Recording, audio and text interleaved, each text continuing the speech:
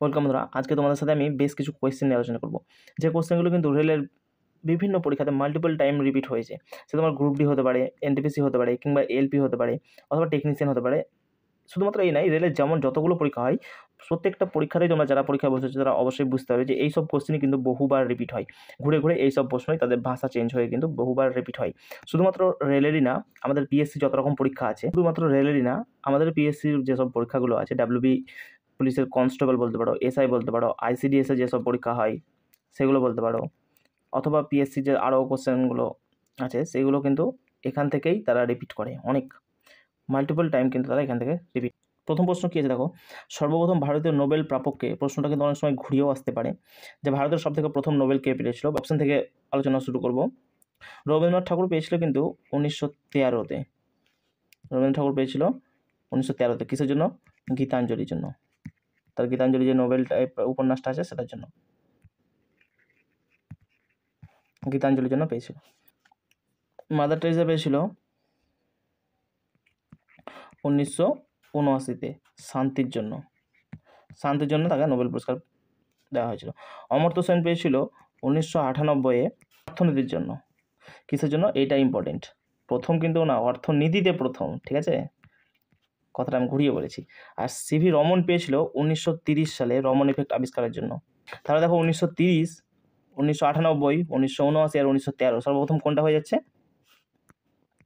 1913। তাহলে আমাদের এখানে সঠিক উত্তর হয়ে যাবে রবীন্দ্রনাথ ঠাকুর। যদি তোমাকে এখানে বলা হয় যে সর্বপ্রথম ভারতীয় হিসাবে কে পেয়েছিল? রবীন্দ্রনাথ ঠাকুর। এখানে তোমার আরেকটা জিনিস মনে রাখতে হবে যে শুধুমাত্র ভারতের নয়, এশিয়ার হিসাবেও কিন্তু রবীন্দ্রনাথ ঠাকুরই প্রথম পেয়েছিল। এনার আগে কিন্তু 1913 আগে কেউ নোবেল প্রাইজ পায়নি। অমর্ত্য সেন পেয়েছিল 1998-এ অর্থনীতিতে। তিনিও ভারতের প্রথম অর্থনীতিতে নোবেল পেয়েছিলেন। তারপরে কোশ্চেন কি দেখো, সুপ্রিম কোর্টের প্রথম মহিলা বিচারপতি কে ছিলেন? এটা সঠিক উত্তর যাবে ফতেমা বিবি। কোশ্চেন হচ্ছে ভারতের না হয়েও প্রথম কোন ব্যক্তি ভারতরত্ন পেয়েছিলেন? কোশ্চেনটা কি? ভারতের না হয়েও কিন্তু কোন ব্যক্তি ভারতরত্ন পেয়েছিলেন পুরস্কার? খান আব্দুল গফ্ফর খান, তাকে সীমান্ত গান্ধী নামেও চেনা হয়।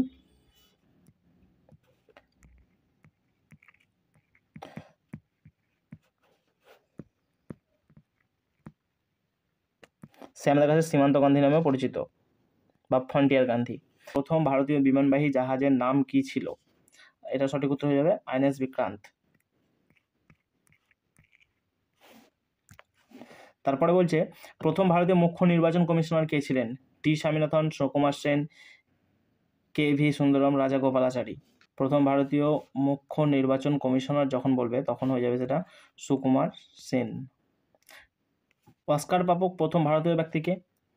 সত্যজিৎ রায় অস্কার পেয়েছে, ঠিক আছে, কিন্তু তিনি প্রথম পায়নি, পেয়েছে ভানু আথাইয়া।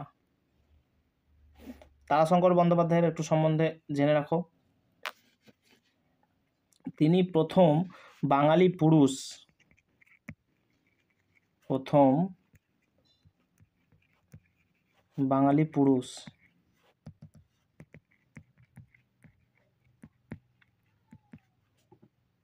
হিসাবে কিন্তু জ্ঞানপীঠ পুরস্কার পেয়েছিল। সাহিত্যে জ্ঞানপীঠ পুরস্কার তিনি পেয়েছিল। জ্ঞানপীঠ পুরস্কার প্রথম ভারতীয় হিসাবে, বাঙালি হিসাবে তিনি পেয়েছিল। ভারতের প্রথম রাষ্ট্রপতির নাম কে ছিল? এটার জন্য সঠিক উত্তর হয়ে যাবে ডক্টর রাজেন্দ্র প্রসাদ। উমেশ চন্দ্র ব্যানার্জি, এটাকে বলছে উমেশ চন্দ্র ব্যানার্জি ছিল প্রথম কংগ্রেসের সভাপতি, যাকে আমরা ডব্লিউ.সি. ব্যানার্জি নামেও চিনি। ভারতের প্রথম লোকসভার স্পিকার কে ছিলেন? গণেশ বাসুদেব মহাবলঙ্কর, যাকে আমরা অনেকে সবাই জি.ভি. মহাবলঙ্কর নামেও চিনি।